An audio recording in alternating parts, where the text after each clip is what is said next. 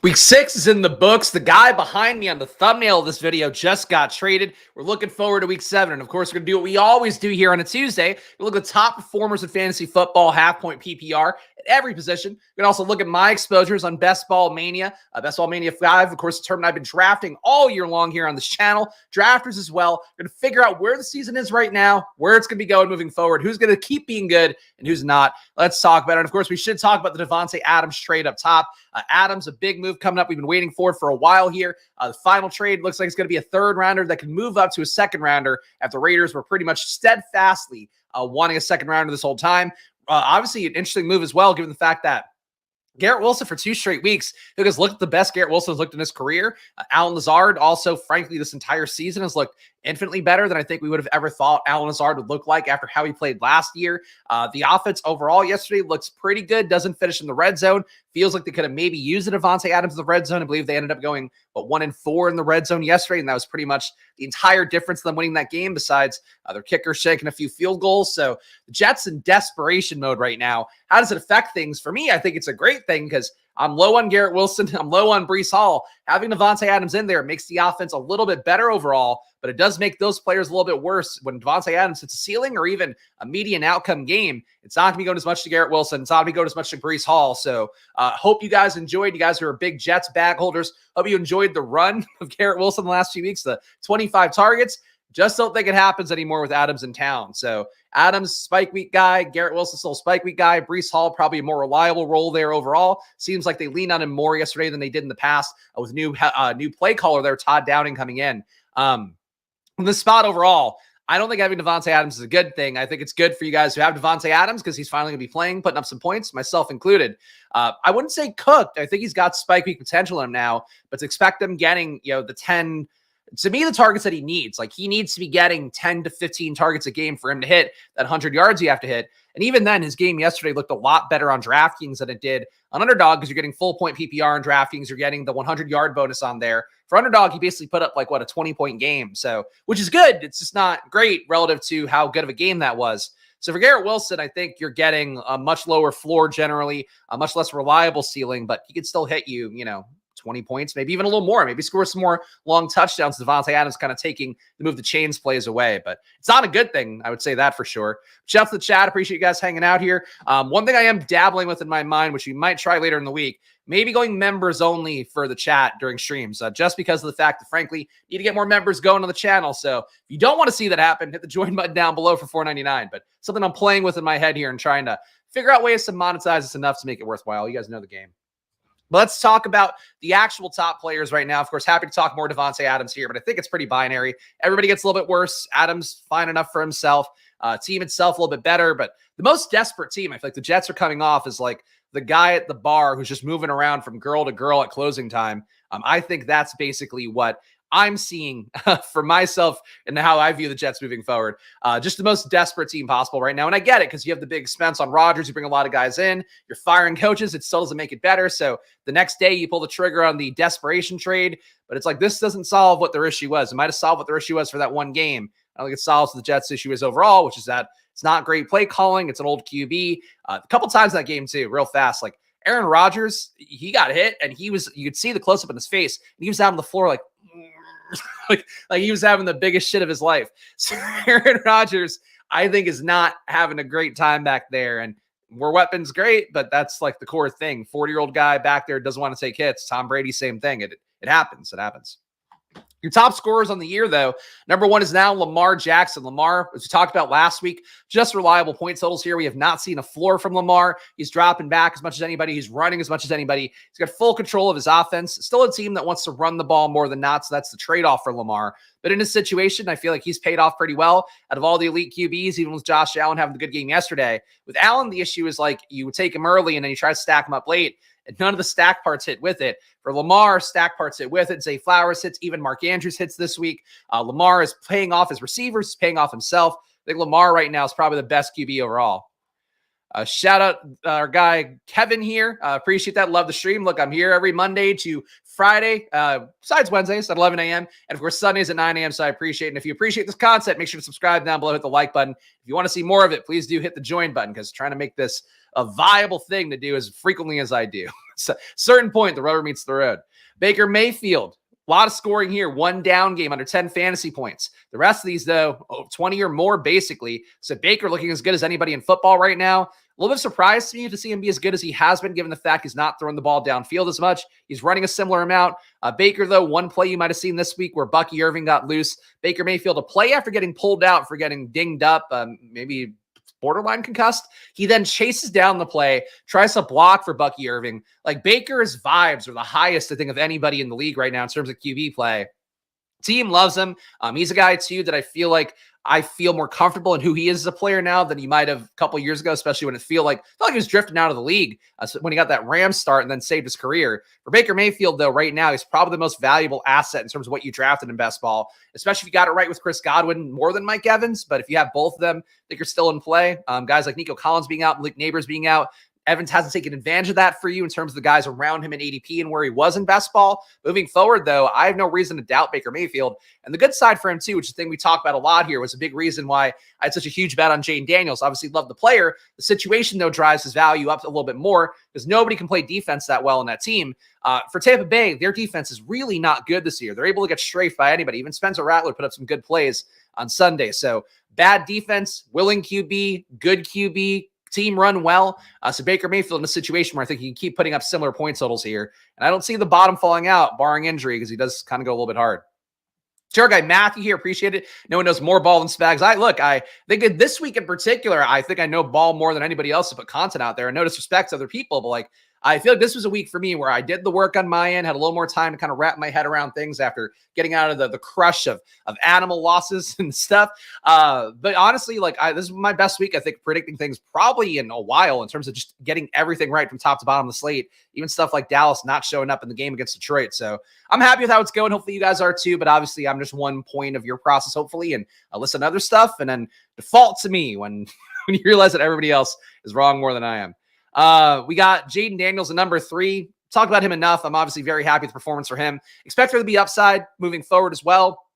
This week against Carolina, I believe they're an 8-point favorite was the last I saw.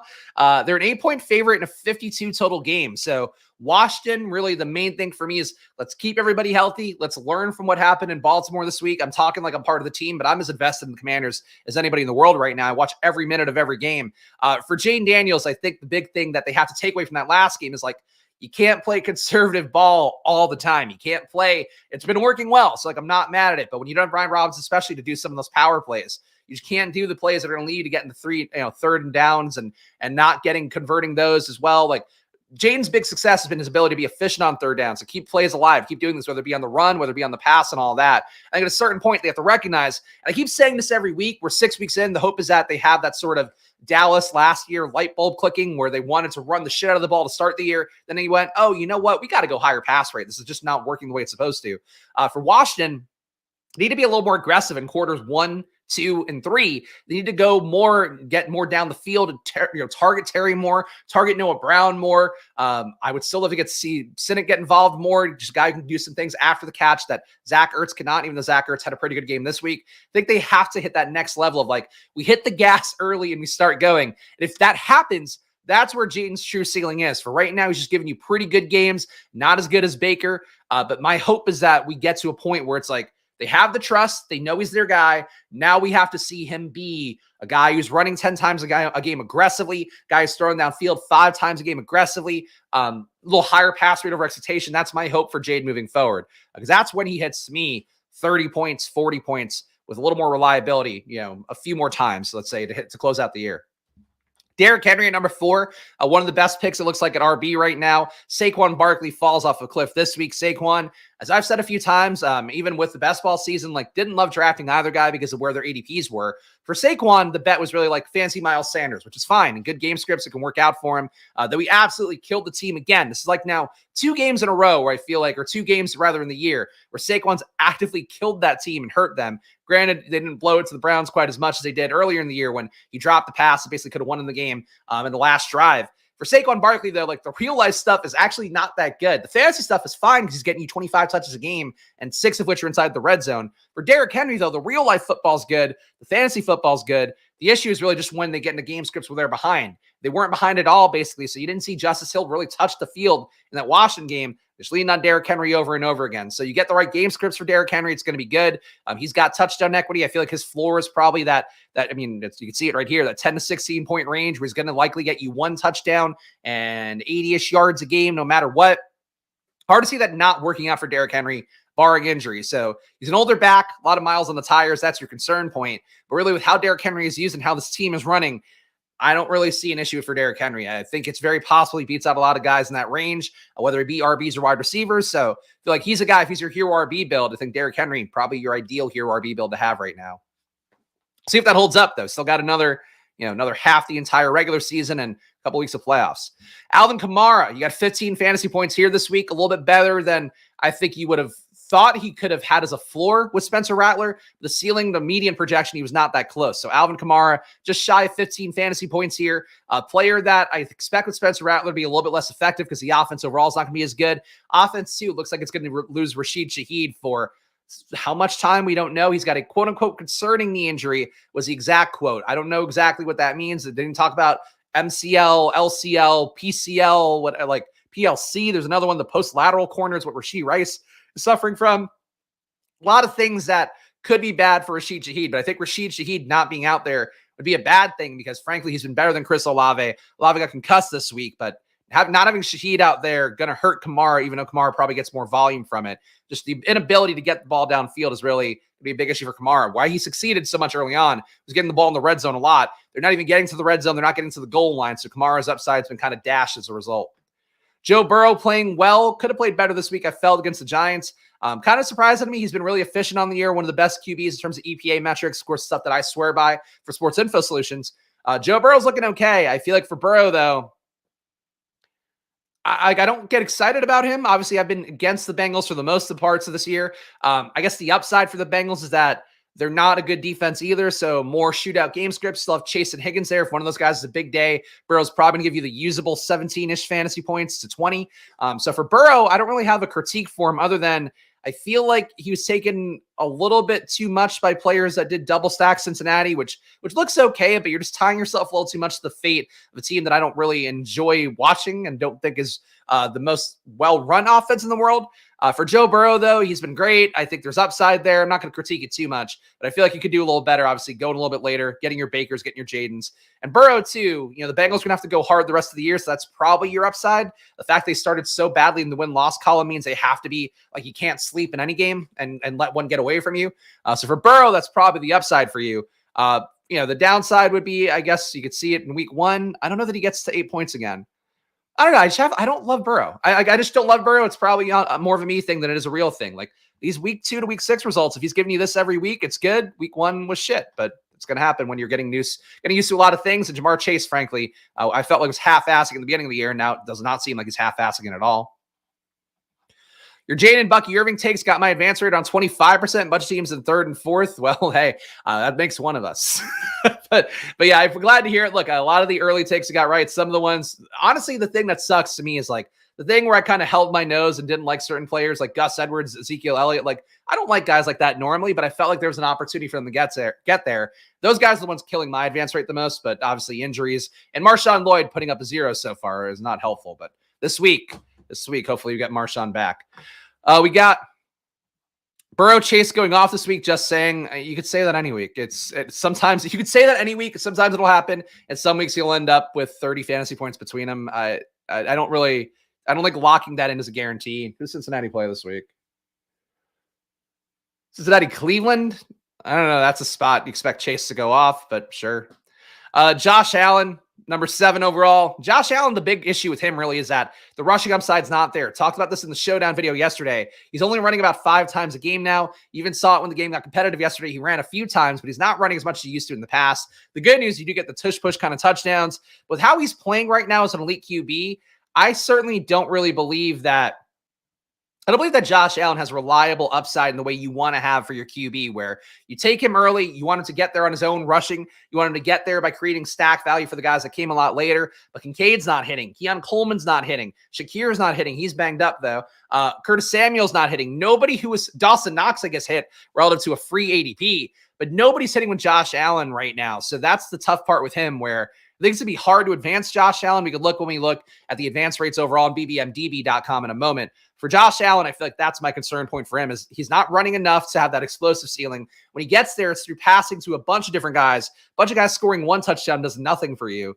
So for Josh Allen, still a theoretical ceiling there that could maybe cap off well in week 17 when you need it the most. But for right now, I feel like it'd be really hard to pin that down. If you asked me like which guys I would want to go with, I'd go Shakir and Dalton Kincaid.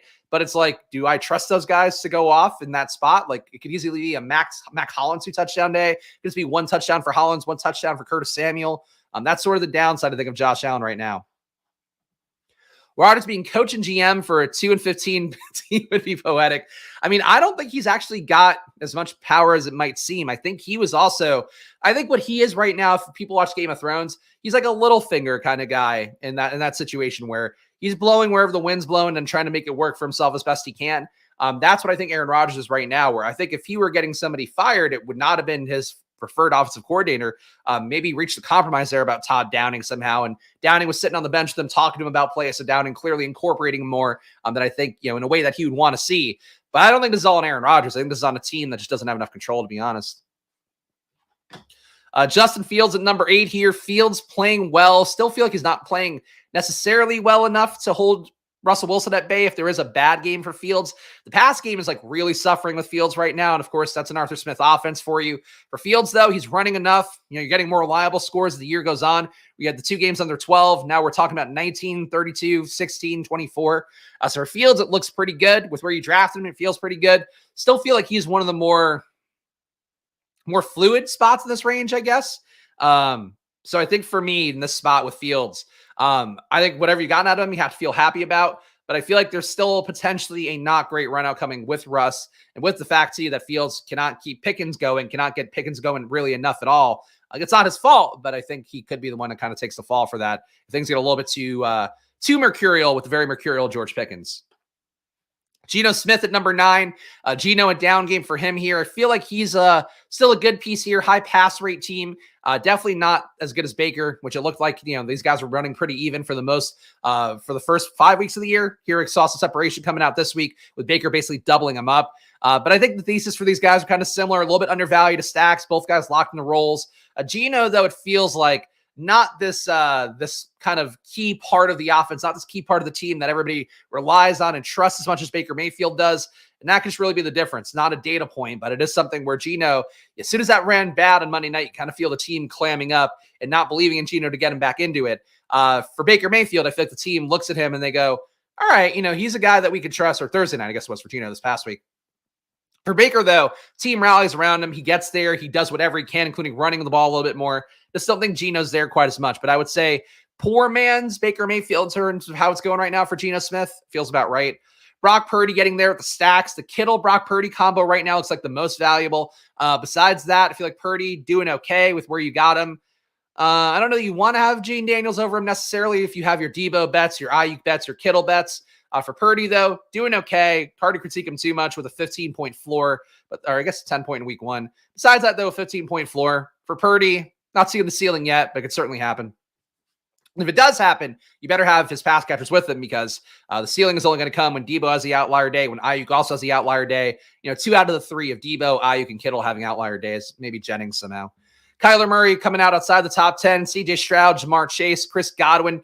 Big game by Chris Godwin, some down weeks before then. Godwin, generally a guy who's been performing over expectation on the year, so we saw the downside of that the last 2 weeks. This week he runs a little bit better for him. Mike Evans historically suffering against the Saints. Maybe not a big surprise to see Godwin going off here, even though I'm happily playing Evans against the Saints anytime that it comes up.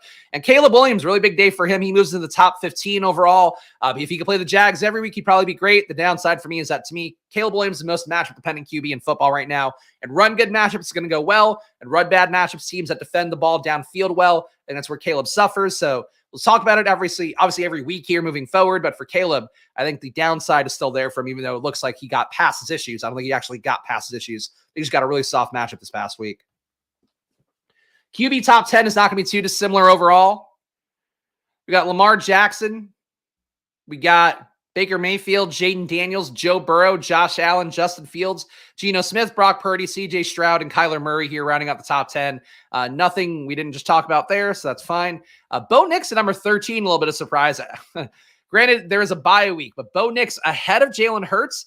And Bo Nix, 2 straight 20-point games. So in real life, the film watchers are burying Bo Nix, talking about how he looks like a deer in headlights out there. Ben Solak, who I know people seem to like him because he's a young guy who came up, very social media, tweety, blah, blah, blah. Don't think he's really sharp. I think he's one of the most fake sharp people out there. I'm not trying to start a Ben Solak feud, but like just one of those guys I'm not impressed by. I think gets everything wrong, but because he says it so confidently and looks like a wiener boy, people think he's really good at what he does. He's not. And this is not me. I have no personal beef with Ben Solak, but I have to say things as I see them. But definitely one of those guys had a viral tweet talking about Bo Nix not looking good back there. Bo Nix is not as efficient as he was in college right now. I don't think he has a great grasp of the offense, but I think when he has control and when he does things that are where the ball's in his hands, the control's in his hands, you see stuff like a couple weeks ago, the Troy Franklin drop touchdown. You see things like Bo Nix breaking some big plays, finding guys while moving out of the pocket. That's where Bo Nix, I think, has a little more utility. So for Bo Nix in the spot, I think what you're getting out of him for free is pretty good. Issue is not really creating stack value with it. We saw Troy Franklin get a touchdown. I think did Sutton have an okay day? He might have, because I think he got there. But really not great production for the stack. Bo Nix is getting there through just like kind of moxie, which is not a fantasy-friendly thing. Guys running, guys kind of scraping by is not what you want to see. But maybe Bo Nix, Devon Vele stacks looking okay. Bo Nix, Sutton still looking okay. I think Franklin can still get there at some point. That's basically it. Boy, Spags speaks his mind. I mean, I when I see bad content, especially when it's people I don't know. If it's people I know, I'm not going to bury him quite as much. But if it's people I don't know, and it's like I just don't get it. I personally don't get what ESPN's doing at all in terms of their, the people they hire right now. But that's neither here nor there.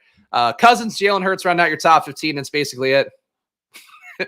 Looks like a wiener boy followed by not a personal attack. Classic Spags. Is it? I don't think it's a personal attack, but whatever. I don't know. I think saying that he's not good at football analysis is probably the more personal attack. I think he's one of those guys where it's like some people out there, and there's a few of them that I'm not going to call out quite as much. A few people out there don't grasp the connection between analytics and real football. Your biggest skill, like Gretsch is one guy I think does a great job of it, like connecting both parts of it. Doesn't mean he's going to get every take right, but understanding how the analytics part plays into the part that you see is a key thing. Too many people out there swear by the analytics or swear by their take, like they like the guy coming in. I think really anybody, the big ball knowing test would be, and this is something that people have said the last few weeks, but who out there said defended Trevor Lawrence to the death? It's a lot of the guys I don't think are sharp who are out there. Not doesn't include, your projections guys, but a lot of people out there puff their chest out about shit and then are wrong about it and they just bury it. That's also the Ben Solak to me. So I don't know. I'm accountable here by being here every day. When I get something wrong, you guys know about it. When you get something wrong, I talk about it. So I hate people that just kind of go paper over the things that they're completely wrong about. And they're wrong about it as loudly as possible very frequently.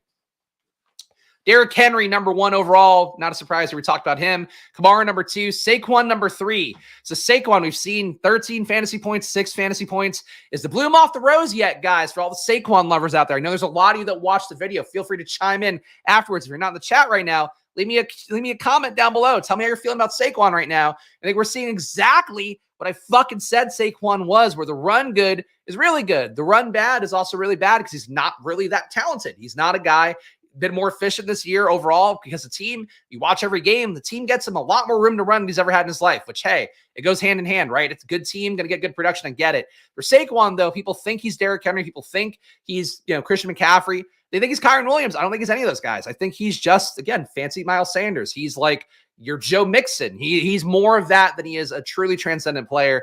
I will continue to defend that, continue to believe that. For Saquon, the biggest issue for him, though, is like when they have both A.J. Brown, Davante Smith coming in, and there's sort of a dedication to getting those guys the ball, especially in a man defense matchup. Like we talked about last week for A.J. Brown, he goes off in that situation. You're just not going to see Saquon have as much upside, especially when he fucks up his own plays too and costs the team. He's not going to do as well. So that's the downside of Saquon. When it's running good, when the game is easy, when the times are easy, I think Saquon's going to have good games. When the times are hard, I don't want Saquon on the team, and I don't think they do either. They had Gainwell out there for a lot of high leverage spots this past week against the Browns. So for Saquon, there should be more worry than there's going to be. People will go, oh, RB3, I got this right. You should be a little more concerned about it. But hey, if he keeps giving you 30-point games, I certainly get it. Like Saquon this week on Underdog, you're going to try to get him at least 1 TD, maybe more. You can't guarantee that. Like, I don't, because they're going against the Giants. I mean, 1 TD for him doesn't do anything. And also, frankly, at this point, like Philadelphia needs to not go out of their way to cater to guys because their offense isn't working right now. So I'm not sold on that. I'm sure he'll punch in one touchdown because whatever. And then, oh, it's so great. But like in reality, where you took him, you need him to be putting up 2 touchdowns, 100 yards more weeks than not. And I don't think he's doing that reliably. And if he is doing it, it's through the flow of a game. It's not through his own immense talent getting there week after week. Like Breece Hall last year, the counterpoint for a guy like Saquon, where great player, adverse situation. You know what he does? He still finds a way to make value. This year, it's not been quite as good for Breece besides yesterday, but still, like, that's what you want from a guy. Saquon, if it's not the clearest runway possible, if it's not the cleanest run out, he just doesn't do a whole lot. So that's really the trade-off for it. Against the Giants, sure, but, like, I still don't even think that's like an outlier day for him necessarily. Probably going to be a good one, but it's just people like him more than they should. The projections, I think, are the biggest tell, where he was number 1 on Underdog for the entire week, basically in battle royales. Projection-wise, he was like RB, or he was like, in terms of players overall, he was like number 10 or something in terms of projection. Like the math doesn't match up with how much people like him. And as a regular person, I think, especially if you're doing battle royales, your job is to sort of rationalize that more and go, people like Saquon too much, and I shouldn't take him because nothing supports this really besides just the upside hope case that you're looking for. Kyren Williams has the bye week still at number 4 overall. So Kyren Williams looking pretty good right now. The fact that he hasn't fallen apart with Cooper Kupp and Puka Nacua out, kind of a surprise to me. Instead, they just lean in on using him more creatively, using him better. So for Kyren Williams, a pretty good payout so far. Cooper Kupp potentially coming back week 7. Also, Puka Nacua apparently a week out from ramping up his production, whatever that means. So Puka Nacua probably another 2 to 4 weeks out would be the guess there. But Kupp 1 to 2 weeks out, it seems like. Takes a little bit away from Kyren, you would think, but offers him a lot more ceiling here. I think that's really the main thing you're looking for Kyren, is that you want a combo really of an efficient offense that looks good with a team that basically, is going to give him the ball pretty aggressively. They're doing the latter part right now, but the team itself doesn't look good. I think once you have Cooper Kupp getting the ball in range a little bit more, Kyren has more touchdown equity, a little bit less volume equity. Eagles won handily. Browns never had a shot. That's not, they didn't win handily. They were basically like neck and neck the entire game. Did you watch the game, James? That's not true at all. I know this because we have every game on in the house because my wife watches every Eagles game because she's a suffering Eagles fan. And like, that was not one they had safely in hand at any point. Obviously Deshaun being shit doesn't help, but it's not good. What are you watching? I know for a fact that's not the case. Again, the Deshaun part aside, you're just going to say, yeah, Deshaun could have never scored a touchdown against them. Great. But like, he had open plays. He just can't throw, and they were barely ahead. Insane take. Jordan Mason at number 5. That's got to be Saquon bag defending there or something like that. Eagles bag defending? I don't know what you're doing. Jordan Mason at number 5, under 10 fantasy points for 3 out of the last 4 games. That's not good. The big issue for Jordan Mason is the talent there. Other guys can have big games. They're not dedicated to giving the ball in the pass game. They're also not quite as dedicated to giving the ball in the red zone as they were McCaffrey at the goal line, especially. So for Jordan Mason, he's going to have good games. Looks like McCaffrey now, another 3 weeks out, I guess, would be, the safe estimate. For Jordan Mason, you got your payout for him if you took him. I think that's basically it. That's all that. Not to get off subject, but you get all the games with YouTube TV. You got what? I use NFL Bite because I pirate stuff this year. I'm not paying fucking $500 for I just wasn't in the cards to me this year with how much money I've been making and how much money I had to put into probably for the course of a year. So I just pirate everything for the most part. You want to pay for just Red Zone, I would do the $15 a month for NFL Plus, but YouTube TV, yeah, you have to pay for the Red Zone package and it's a lot of money. David Montgomery at number 6, 20.5 fantasy points for him. You guys know I puffed my chest out about him the entire offseason. Was a player I loved in the mid-70s, got a little bit less when he went to the 60s. But for David Montgomery, great workload. I think a better workload overall than Jahmyr Gibbs. But basically for David Montgomery in this spot, I feel like he's been paying off exactly the way he wants to. A better floor than I would have expected as well. Ceiling still there for the most part. Be great if he give you 30, but with Jahmyr Gibbs there, I just don't think it happens. Chuba Hubbard at number 7. Chuba, the fact that he's top 10, shocker. The fact that he's ahead of Bijan Robinson, Breece Hall, James Cook, all these guys. Cook obviously missing a game. I would say a shocker for sure. Chuba's been a really reliable runner since Andy Dalton took over. Offense looking better as well. Should be good. Another good spot coming up against Washington. Downside for Chuba, though, is the practice window for Jonathan Brooks opened up this week. So he's got to get activated within the next 21 days. That does likely mean Chuba Hubbard losing some role. I guess the hope would be, if you're a Chuba Hubbard bag holder, would be that Brooks takes away most of the Miles Sanders kind of floating around touches. But I think it's more likely that becomes a 3-headed backfield there Chuba leading the way, them trying to ramp up Brooks more. If Chuba keeps being good, he'll stay ahead. But if he can't be as that good to keep Jonathan Brooks at bay, which I don't expect that he can, I think that Brooks starts to take more of the workload as the year goes on. So we're still live for Brooks to get in for week 17. At this point, though, I would say, like, for the Brooks part of it, a lesson, I think, in what we kind of approach things with, where Brooks in the big board, I barely took him because I felt like he was mispriced for a guy who had an ACL tear in November. Then it was like, oh, he's going to be ready for training camp. He wasn't. Oh, he's going to be ready for the season. He wasn't. I think being mindful of like what regular timelines are for ACL injury is still an important thing. We're still looking at about 10 months for the guy getting on the field. So in most cases, so for Jonathan Brooks, I feel like that was a little bit of a trap play overall that ADP never really got all the way there. I think Brooks can affect him the way he's balling. Yes, it's still draft capital. It's still, if Brooks is like dog shit, then they'll keep Brooks, on the sidelines, but I don't expect him to be dog shit. I think he was the best running back coming out. And the Browns' points came off the field goal block, but Eagles had a lot more options to put them away and never did. Exactly. That's the point. They were not really in control because they couldn't finish the team and they couldn't put up enough points to create actual distance. But yeah, like the Browns didn't do anything, but the Browns are dog shit. The fact the Browns hung into the game as long as they did, it's not a good sign for Philadelphia. In a home game, you have your head coach yelling at fans because they can't put away the Browns. Like, I just don't get how, really, they were he put them safely away. No fucking chance. It's not accurate. Be accurate. If you're going to give me shit in the chat, please be accurate, or at least try to be as accurate as you can.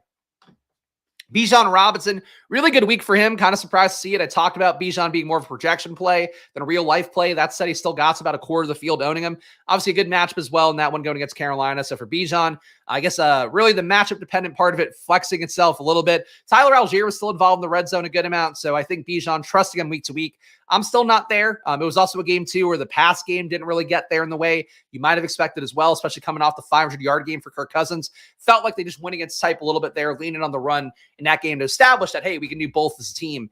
So for Bijan, got the results in that game. I feel like, to me, he's Saquon adjacent, where a little more floor, but I think the ceiling is going to be evasive unless the team is in a perfect situation to set him up to hit his ceiling.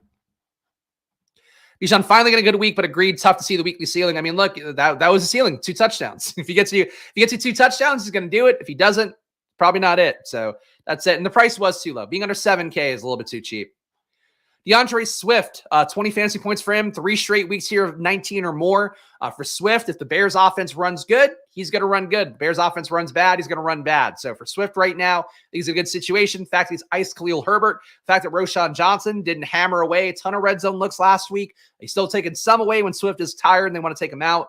But I think for Swift right now, the role looks good. The situation looks good. Still think it looks better in matchups where Chicago's running good. Again, that's really it. If Caleb's in a matchup against a soft pass defense, I think Swift's going to do better in those spots. But Swift right now is playing really well. So him paying off the top 10 RB, a lot of people were not on board with that before the year, which shocked me. And it honestly spooked me off of Swift in best ball season a little bit. A lot of sharp people are like, oh, well, there's this guy. And I think it was kind of just mostly Khalil Herbert bag defending for a lot of those people out there. But Swift got the contract. He's solid. They trust him. They're using him in ways that teams have been reluctant to use him in the past. So for Swift, I don't know what the critique would be. Breece Hall, new coach comes in. He puts up 19.4 fantasy points. That's good after you see these under 6-point games before. With where he got drafted, it's still probably worrying you a little bit still.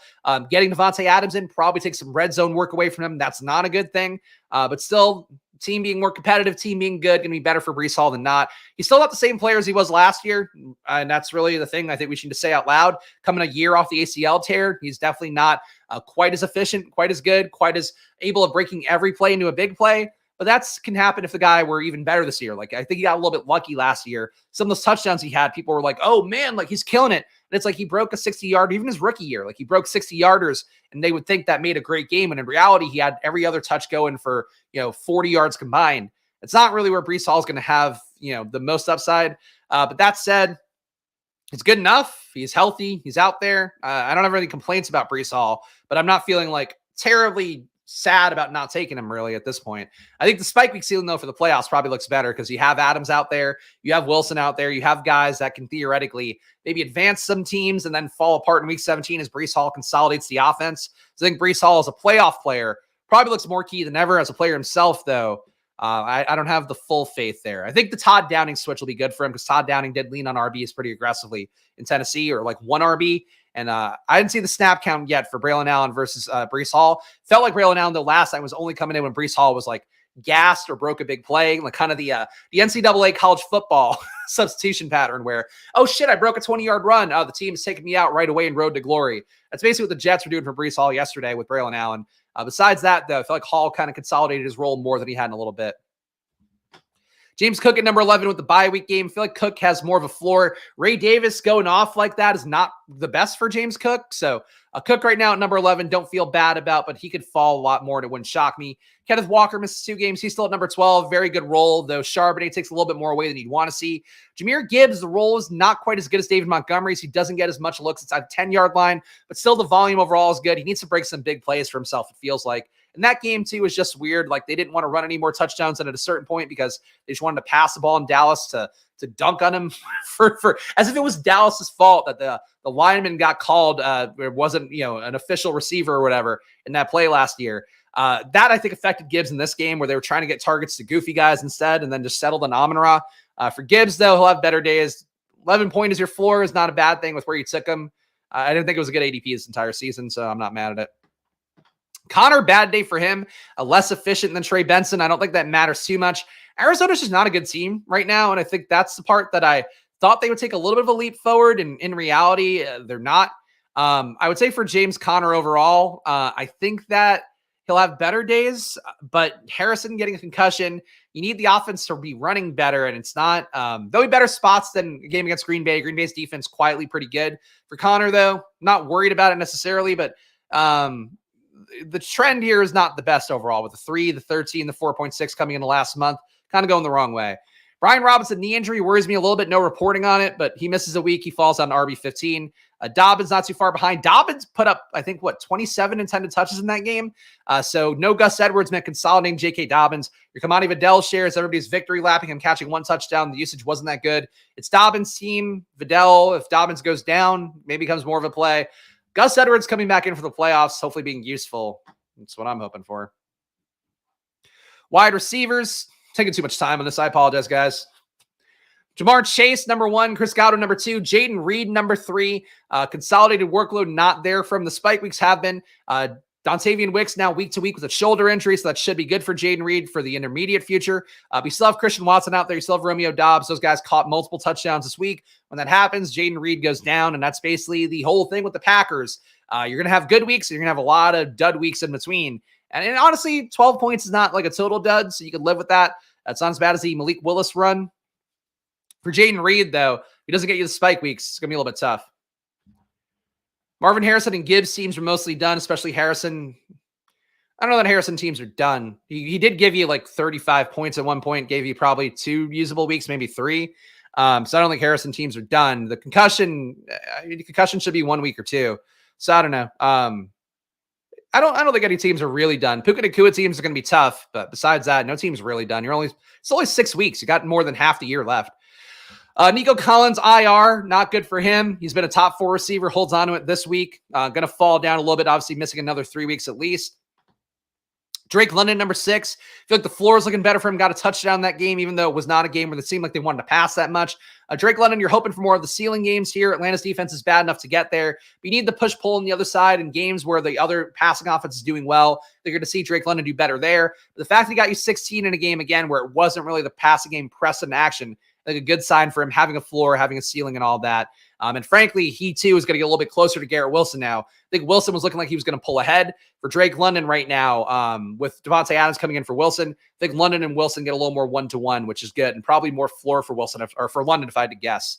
Stephon Diggs, pretty good week with Nico Collins out, only 17 fantasy points. Tank Dell seemed like the biggest beneficiary there. I believe that it was Tank Dell and Dalton Schultz doubled their target shares overall in that game. So Xavier Hutchinson, I think so go back into this is one thing I did get wrong this past week.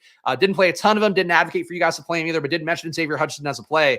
Basically what happened was the week before last, they just kept their entire play set. So they kept Hutchinson out there running Nico Collins reps. In practice this week, what they did is they took out the Nico Collins routes entirely, made a new route tree for Tank Dell. So Hutchinson was not involved as much as I thought he would be. But that's an important thing to note here because it basically means that like Tank Dell is now not your Nico Collins, but he's going to get his old role basically last year. And Diggs will play some part of Nico Collins, and then other guys are just going to rotate in. Mechie was in for some goal line work. Hutchinson was in for some other plays, but not a lot. At least I think. Basically, the situation is now it's a different offense. So that's how you coach things. It's a clever way to coach things. But I did want to see 1 week of Hutchinson getting out there, just getting Nico routes. That'd be it. This is Dio and this is what we fucking talked about in the beginning of the video. Number 8 receiver, the best pick in drafts. I don't know what we're talking about. We're talking about Allen Lazard. Oh, Allen Lazard, yeah. Our guy Robert Griffith's hurt. Allen Lazard, biggest bag defender here. Got me on him in our drafters team we took here. The last team I drafted on stream. So we'll get to him in a moment here. But Justin Jefferson ahead of Allen Lazard for 1 week. Jefferson, I think just rock solid, which is kind of what you hope he would be. Probably want to see more in the 17 range than this 13 and 12s, but that's basically that.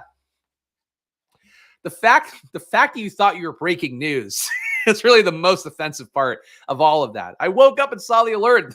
I know. I pay attention.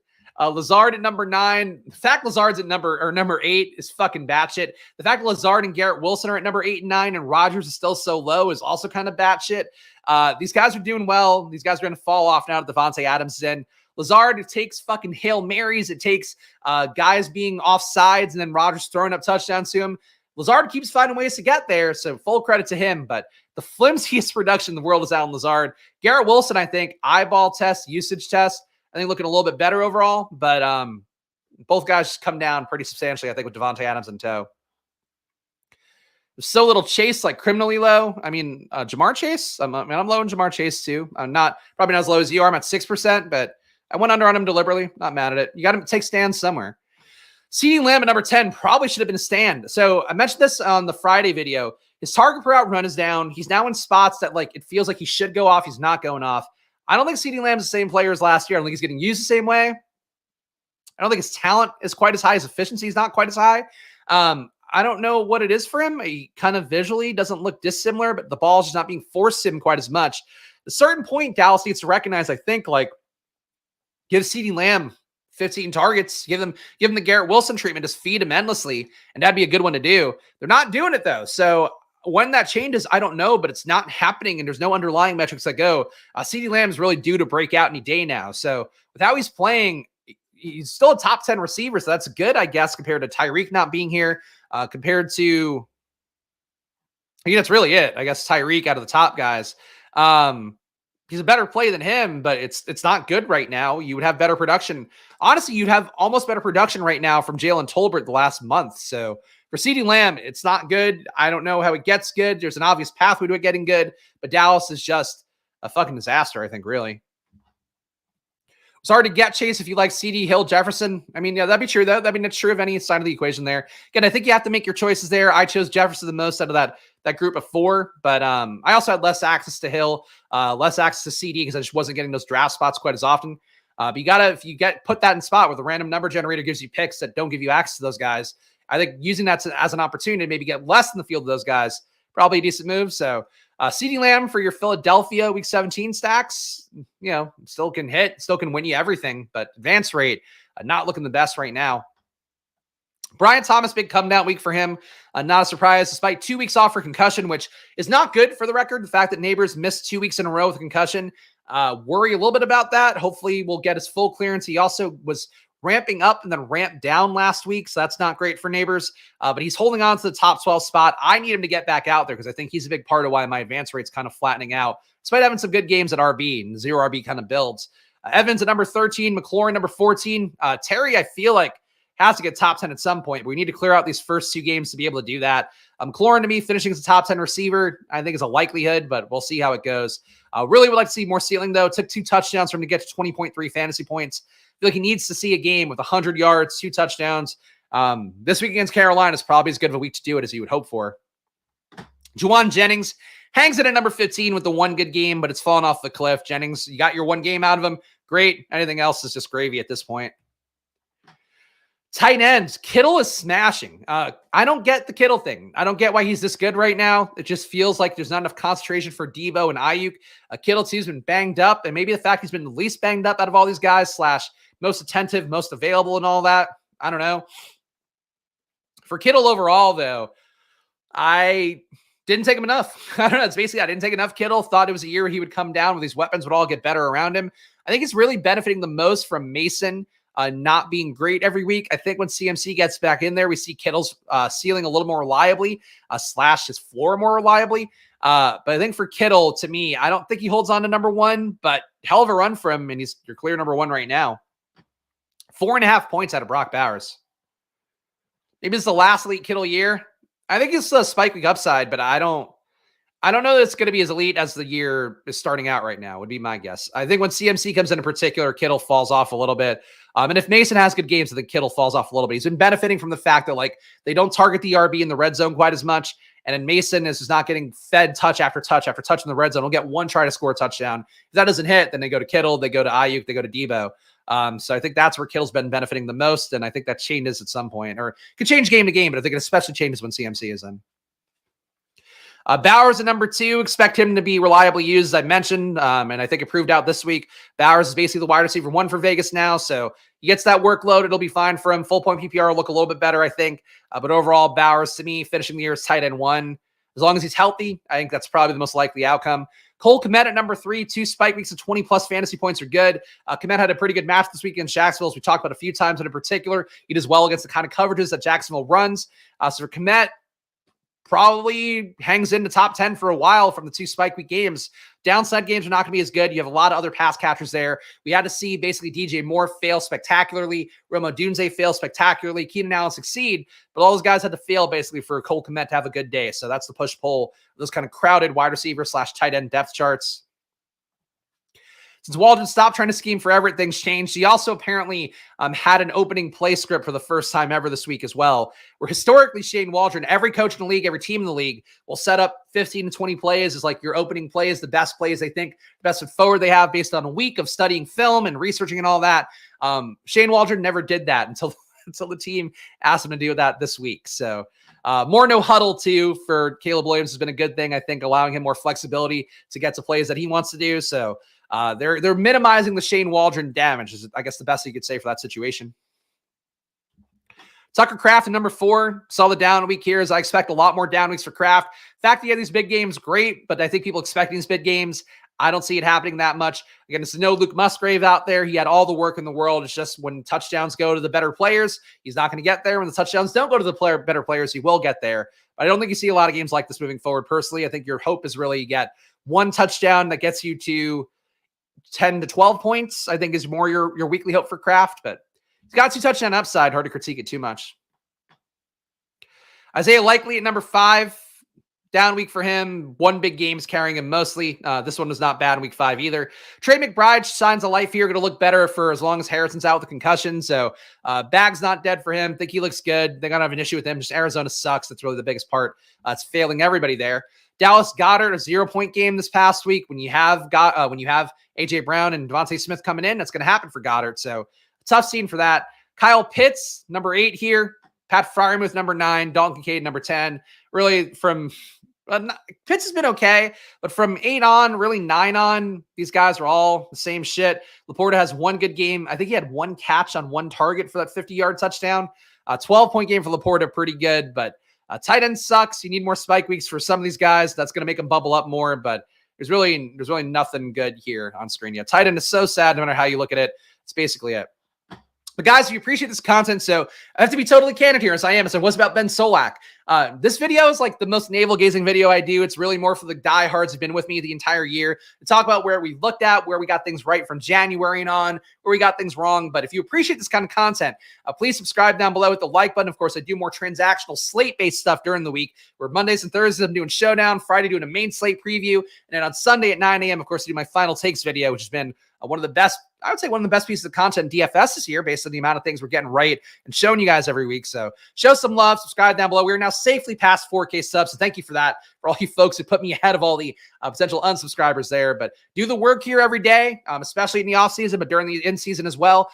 Just talking about the football meta game of it all. So I'll keep doing that until I die, or until I can't afford to anymore. All right, let's look at my teams here. We are under average. I do know that. A week where Breece Hall and Garrett Wilson go off is not going to be good for me. Some buys, too, probably didn't help. Titans also, I feel like, quietly killing me a little bit with some of the exposure there, and Will Levis in particular. Derek Carr going out, not great either for me. But we have 14.7% advance rate, 22 out of 150. As of my last count, well, honestly, we could do it here. We have 1, 2, 3, 4, 5, 6, 7, 8, 9, 10, 11, 12, 13, 14, 15, 16, 17, 18. Did I miss 19? I think I missed 19, 20, 21, 22. We have 22 in third place. So I'm not far off here. You can see the totals here, the differentials on the right side. I'm in range of where I have to be. I think what I really need is number one, ceiling smash game from McLaurin and Jane Daniels. I think would help out my portfolio a lot. Number two would be Marshawn Lloyd finally getting out there. I'm still advancing Marshawn Lloyd at a decent clip, I believe. You have a 16% Marshawn Lloyd advance rate, which contributed 0. I need him to help out a lot of third place teams, fourth place teams, all these teams in that range. I don't feel bad about where I am is the main point. How are my Jaden teams doing? How are my big stands doing is the question I'm curious about. 26% advance rate on Jaden. No, not McLaughlin. We don't want that. 27% advance rate on McLaurin. So the Jaden McLaurin part's working out well. That's the main thing here that I'm looking for at this point. Advancing some London teams. Advancing some Mooney teams with these guys. Advancing 2 pits. So we're advancing 2 of all the week 17 stacks that I want to have. So for where I am right now, it's sort of my main focus, but obviously in general, getting the advance rate up. There was one point where this weekend where I was at 24%, I think. So like, it's going to be pretty flexible for me the next few weeks, which is pretty stressful to be honest, especially when we get to week 14 for me, where a lot of my guys were on bye week 14, a lot of my highest exposed players. So that's going to be a sweat down the home stretch here. But overall, I feel pretty good about where we are. My best team right now is the same one that's been my best team for a while. Stroud and Darnold, Kamara, Aaron Jones, Tony Pollard, Charbonnet. Bucky gets there this week. Keaton Mitchell not playing yet. Jefferson, Nico, Malik Neighbors, need him back in. Tank Dell should have some good weeks. Pickens, useless. Wicks out week to week. AD Mitchell, mostly useless. Hawkinson coming back soon. Likely has been okay. Theo's been okay for a free guy, I guess. Number 2 team, Dak with Geno. No James Cook points yesterday. Probably hurts a little bit. David Montgomery, Brian Robinson Jr., Chase Brown, Rico Dowdle. Pretty good RB room. The downside is this with CeeDee Lamb, who's underperforming as we talked about. Malik Neighbors is out. Metcalf had a down week. I think got 7 fantasy points. McLaurin, good week. Keenan Allen, good week. Keenan Allen's going to help me out a lot if he puts up more weeks like that last one. Lockett, Tolbert, Paris Campbell here. It was a really early draft. Musgrave doing nothing. Fant doing not a lot. Juwan Johnson looking a little bit better with Rattler. Teams don't excite me that much up top, to be honest. They're okay. Nothing wrong with them. Surprised to see that my highest scorers, but that is what it is. Lamar with Bryce Young. Bryce is never going to give us any points, so that's good. But at least Lamar, no bye till week 14. Najee Harris, Chase Brown, Zach Moss, Zeke. Zeke is another guy quietly killing me. Got more work this week, but it wasn't good work. Bucky Irving, Justice Hill's been pretty solid. Harrison, Nico being out, that is tough for a lower receiver room. Godwin's carrying us. Deontay's carrying us. Jamo's okay. Bateman, not that good. Robinson, not that good. Andrews, good this week. Schultz, going to look good as long as Nico's out.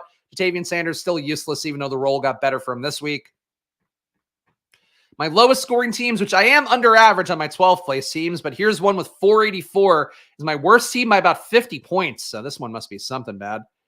670th overall. So we got to be towards the bottom of the overall tournament. AR and Derek Carr, we got no points at QB this week. Zamir White, Trey Benson, 2 guys I didn't like, but I took when they were at the right ADPs. That's not good. Singletary out. Elliott. Marshawn.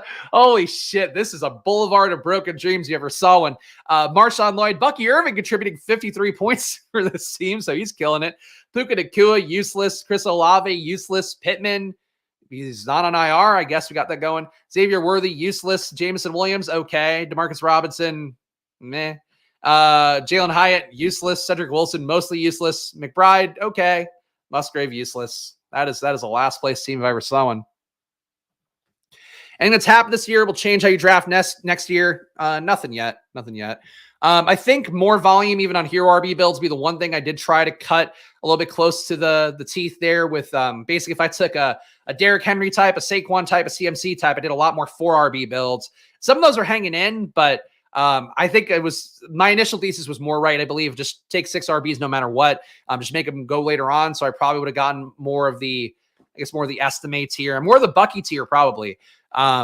So that's the downside. Is like I probably could have made my hero RB teams better, but I tried something different this year. Didn't work out as well. But again, I feel okay about where I am. There's a lot of white spots in between all the yellows. So I think I'm in an okay position to finish strong. The flip side of it is like I'm not so far ahead here. I don't have any 800-point teams. I'm not so far ahead that like I should feel good about my advance rate sticking and being solid. But I think I still, knock on wood, still feel good about getting above average this year and maybe substantially above average because the player takes were so good at a lot of spots, but I need a few of them to pay off a little bit more. Other people in the space, I know that Pete's ahead of me. I did see that last night. Pete's got 17%. I'm not going to show you guys this, but I'll show the best team. His best team is drafted August 30th. Lamar, Trevor Lawrence, Najee, Chase Brown, Zach Moss, McLaughlin, Charbonnet, Mason. I have no Mason. That's also really not helping me out in the early part of the year. Jefferson, Nico, Devontae Smith, Zay Flowers, Christian Kirk, Josh Downs, Malik Washington, Brock Bowers, Conklin Parkinson. I don't feel like that's a world beater team either, but it's got 800 points. But again, we're looking up the people who are I would say some of the quote unquote main characters in the space right now. It's not throwing shade. Just keep looking at all of them to see where they are. Daily Rojo, hopefully move upwards with Drake May. No. Oh, wow. 4 out of 150 for Daily Rojo. And his best teams are in third place. So that's bad pod luck, which one thing I will say that I absolutely did correct for myself was not trying to draft with you guys. I think drafting with softer rooms has helped me out a lot here. When I look at this distribution where poor Pat has teams that are scoring more than some of mine that are in third place by going for softer rooms, which was the goal of my year this year, just to find softer rooms naturally while still streaming drafts. I think that was one of the smartest things I did for myself this year. People might thought I was a bitch about. In reality, protect your fucking EV if you're a streamer. I think it would be less than number one. But this is his top team is Pat Corain's top team. Jane Daniels, Darnold, Drake May, Connor, Moss, Eckler, Chandler, Mason, Vidal. No points from Chandler. It's pretty tough at this point of the year. Jefferson, Neighbors, Devontae, Zay, Christian Watson, Jordan Addison. So he went extreme 0 RB and not hitting on enough guys there. Andrews, Henry, Ertz. Not a bad team. I mean, it's got 750 points. How's Davis Maddock doing? Just going in order. No shade. 6% for him. A lot of Chiefs, I think, will do that to you. Best team is this one. Burrow, Levis, Carr, Achane, Walker, Kamara, Ray Davis, Gibson. Not dead. The Rashee Rice exposure is probably going to kill him, if I had to guess. Who else we got? Spike Week guys been crushing. Think they are. I think I looked at Bime 4 yesterday. Yeah, 33% for Bime 4. He really got the right 0 RB guys, to his credit. And granted, I think a little bit of run good here when you're seeing all the yellow up top. Like when you see a distribution like I had where it's yellow, white, like a lot of white, a lot of yellow. Like he's running good right now with his exposures, basically. But top 1,000 here with Jaden Daniels, Bo Nix. Again, Bo Nix putting up a lot more points than you would think. Najee Harris, DeAndre Swift, Brian Robinson Jr., Eckler, Algier, Mason Brown. Nice 0 RB. He got all these guys are still active and going. That's pretty good. Marvin Harrison, Nico, McLaurin, Jaden Reed, Chris Godwin, Yoshivas, Diami Brown, Trey McBride, Dulcich. Really solid team by Bime 4. Seeing how the real rooms operate was so instructional this season. It's not the same as like when you let everybody in the room and like you get the regulars. Like it is a different kind of drafting. So I think I did the right thing. We'll look at Rob Coakley as well, the other Spike Week guy. Yeah, Spike Week, Advanced Week, still crushing right now. 24% advance rate for them. So they're killing it. You want to see Liam? Of course, you can do this all for yourself as well. BBMDB.com is the website if you want to look at your own exposures and all that. 13% for Liam. So I think he's moving up a little. He's got some white in here. So he's like me, hoping for some positive regression in these third place teams a little bit more. Fourth place ones as well. His top team, Burrow, Purdy, ATN. Yikes. ATN's going to kill a lot of fucking teams this year. Cook, Rashad White. ATN, by the way, looking like not going to play this week. And Bigsby going to go as theoretically the starter there, even though he played behind Dearness Johnson last week in a really weird choice. But yeah, ATN might go on IR and also might get traded. So ATN, the season has not gone well for ATN, which was one of my bets. But he's got ATN, Cook, Rashad White, Kamara, Swift. So little RB picky-ish here. But he got Chase, Debo, Evans, Judy, Downs, Yoshevich, McCaffrey, Tucker. The fact of getting 32 from Tucker is a little bit tough. But hey, Tucker's going to have a good run out with Adams gone, I guess. Pal Neil Orfield, take a look at him. 13% for him. So, hey, relative to my peers, relative to all the people out there that are doing a lot of content, I think we're okay. Best outcome for you, lots of Bigsby, right? Yes, I don't know what my Bigsby advance rate is, but I'll look at it in a moment. Allen, Jaden Daniels, Derrick Henry, Aaron Jones, Tyjae, Dobbins. Got Dobbins, right? That's helping a lot. Kendra and Trey Sermon. Oh, Sermon paying off for Neil here in the top lineup. Amon-Ra, Chris Olave, Godwin, Deontay Johnson, Downs, Mooney, DeMarcus Robinson, Ferguson, Juwan Johnson, Ben Sinnott. So there you go. Here, look at my Bigsby team, just out of curiosity. He hasn't had enough good games yet that I feel like confident about it. Well, let's see. I'm advancing no Tank Bigsby. How? That seems... Again, he had the one good game, so that's probably not enough to make up for the RB room. He's got to make up for Estime. He's got to make up for fucking mediocre receivers here. Lamb underperforming. Davante missing weeks. Amari Cooper underperforming. Keon Coleman underperforming. That's why. So I might just have a lot of my Tank Bigsby with bad receiver rooms, I guess. But yeah, I do have a lot of Bigsby. I have 18 shares of Bigsby. Oh, that sucks. But yeah, Bigsby will help out all these fourth places and third places for sure. A lot of my middle teams just need a guy like Bigsby to break out. So I guess should help. I guess it's a good sign I'm not advancing with Bigsby yet, right? It should be that. What should I look at? What else am I not advancing well with? AJ Brown still getting 18% across. Any Puka Nacua? Probably still 0. Hey, we're advancing 1 Puka Nacua, and we have 3 in third and fourth place. So that could bubble up. And this is what I would say if you're looking at your team trying to figure out where they can go directionally. Like a Puka team, him coming back in here. This is also a late draft, so it should be mostly solid. Oh, Pacheco out too. That doesn't help. Yeah, Pacheco with Puka not helping me out here. Baker with Godwin helping out a lot. Kelsey not helping. Fucking these rooms, man. He's like every team I have, like there's no team I look at, I'm like, holy shit, Spags, you got everything right in that draft. There's a lot of teams where I'm like, got a little bit right here, got a little bit right here, got a little bit right here. That's it.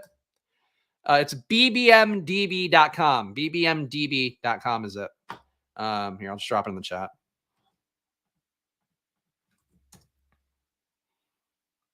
All right, I don't think there's anything else to look at here besides drafters. So my big board teams we can look at real fast. Hold on, let me go over here. Refresh. So big board, I'm doing above expectation. I got 22 out of 62 going, which would put me at, where are we? 36% advance rate. So higher than the expected 25% advance rate. Obviously, a lot of rookie takes I got right here. My highest scoring lineup, I should also see here for the big board. Of course, the pre-draft tournament that we did. Where are we at? My highest scorer is Stroud Baker. Still this one. This one has been my highest scorer for a while now. Stroud, Baker, Kamara, Pollard, Zamir White, Brian Robinson Jr., Jerome Ford, Charbonnet, and Bigsby. So this one could use Bigsby. Amon-Ra, Nico out, Mike Evans, Cooper Kupp out, Ridley useless, Leggett gave me some points. Noah Brown gave me some points. 4 tight ends with Johnny Smith, Juwan Johnson, Gesicki, Davis Allen. Probably the right call in this year, even though Davis Allen's provided nothing in a 20-round draft. This team being this high scoring while missing now 2 key players and 1 player, Calvin Ridley, if you guys missed the quote, Calvin Ridley this week was like, yeah, man, like they need to get me the fucking ball. I'm not doing shit out there. I need to get the ball early. It's not great right now for him. So things will get better, hopefully, I guess. But that's that team. This team is when I got sniped on Jaden Daniels. Dak Prescott, Herbert, May. Oh, Drake May coming in is good. I think Drake May is going to be a valid play, by the way, the rest of the year. At least in good matchups. Najee Harris, Raheem Mostert, Chuba Hubbard, McLaughlin, Gibson, Dobbins, Abani Condon. That is an awful RB room, but it's working. CeeDee Lamb, Drake London, Mike Evans, Terry McLaurin, Jaden Reed, Jahan Dotson, Dotson fucking, I hate that he left Washington. Really does not help these teams out. Brock Bowers, Tucker Kraft, Luke Schoonmacher. That's that. Anyway, big board going okay is really the main thing. The rest of the tournaments I don't care about. I think I'm doing well in the Badge Bros Brawl. What is that team? Your first place here, up 30 points in the tournament where you could basically draft all the star players.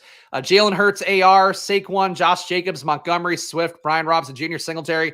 Nailed that room besides Singletary right now, it looks like. Jefferson, Chase, Debo, Devontae Smith, Tank Dell, Pittman, Reed. All those guys are alive. Bowers and Joku Goddard. It's a Badge Bros Brawl, so they're all loaded teams, but that one's been doing well the entire year and it seems to keep doing well. Drafters real fast here. I really have no read on how drafters, I've mentioned a few times here, love to play on drafters. The in-season sweat for drafters, not the most fun. My top team for drafters right now is a Lamar team.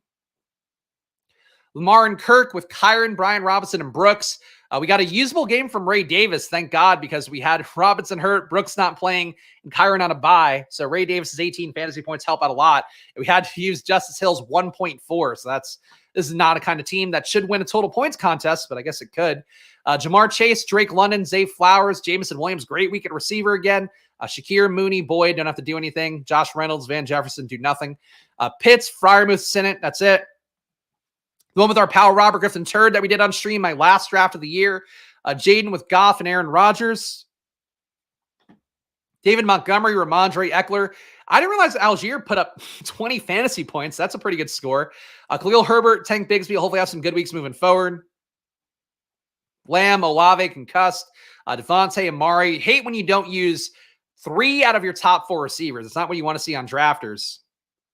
JMO, Josh Downs, and Naylor.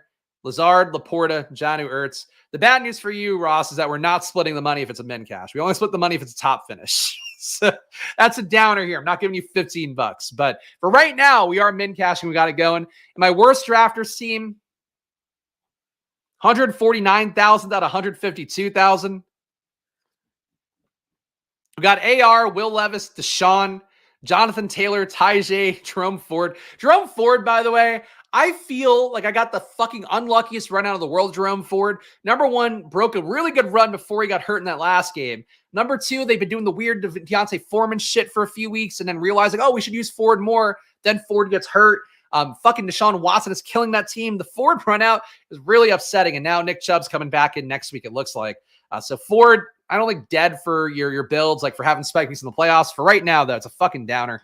Ty Chandler, Nick Chubb, Justice Hill. It's a bad team. A.J. Brown, Pittman, Tank Dell, Cortland Sutton, getting better at receiver, I guess.